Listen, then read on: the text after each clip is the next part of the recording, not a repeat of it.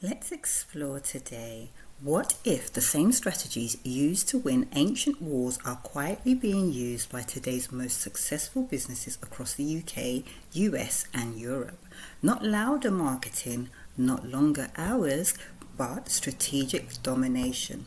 Over 2,500 years ago, Sun Tzu wrote The Art of War, and today its principles are alive inside companies like Gymshark, Ryanair and Nike. In this video, we're breaking down 5 key principles and exactly how modern businesses are using them to win, and how you could too. Plus, you'll get 3 actionable steps you can implement immediately. Let's dive in. So, let's look at the first lesson. Know yourself, know your enemy. If you know the enemy and know yourself, you need not fear the result of 100 battles. Most businesses don't really know their market, but the winners in the market, they obsess over it. So, for example, Gymshark.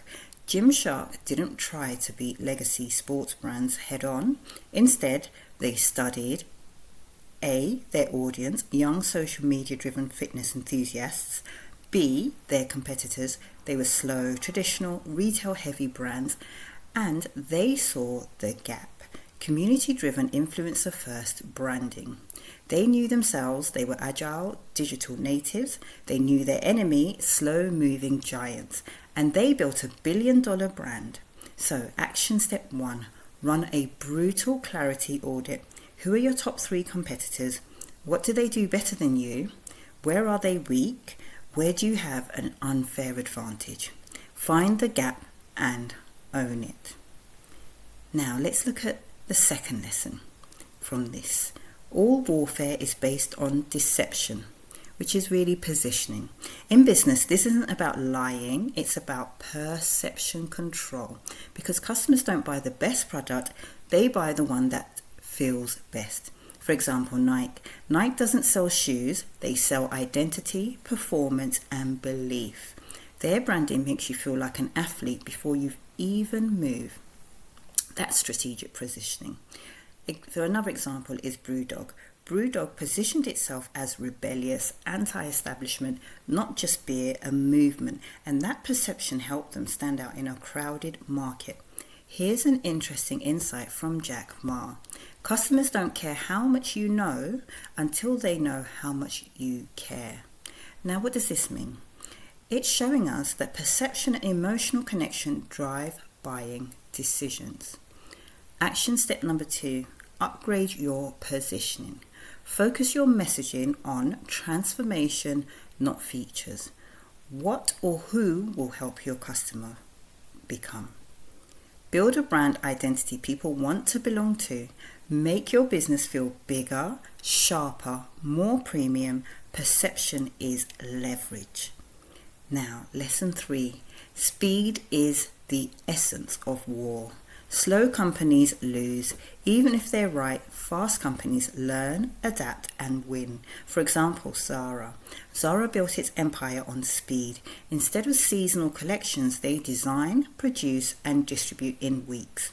While competitors guess trends months ahead, Zara reacts in real time. That speed equals dominance. Another example is Revolut. Revolut constantly launches new features like crypto, budgeting tools, global payments.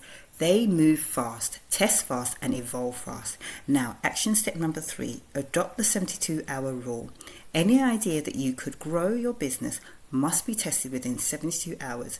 Speed creates feedback, data, momentum, and momentum wins. If you're enjoying this video so far, subscribe for more videos like this. So let's look at lesson 4. Choose your battles wisely.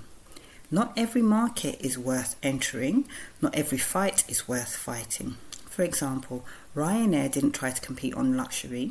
They chose a different battle. They were a low-cost airline, so the lowest cost possible. They stripped away extras, comfort, complexity, and dominated budget travel. For example, Monzo also is, instead of competing with traditional banks on everything, Monzo focused on user experience, transparency, and mobile-first banking. They didn't fight every battle. They picked the right one. Now, let's look at lesson 5. Supreme excellence is winning without even fighting. The best businesses don't constantly chase customers, they attract them. So, IKEA is an example. IKEA dominates through strong brand identity, unique shopping experience, cost efficiency. They don't fight competitors ad by ad. They've built a system that wins automatically. Another example is Lush. Lush built a loyalty through ethical sourcing, strong brand values, in-store experience. Customers don't just buy, they believe. Richard Branson once said, business opportunities are like buses. There's always another one coming. The real winners don't chase every opportunity.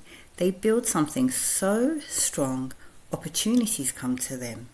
Most people think business success is about effort, but the art of war teaches it's about clarity, positioning, speed, focus, and strategic dominance.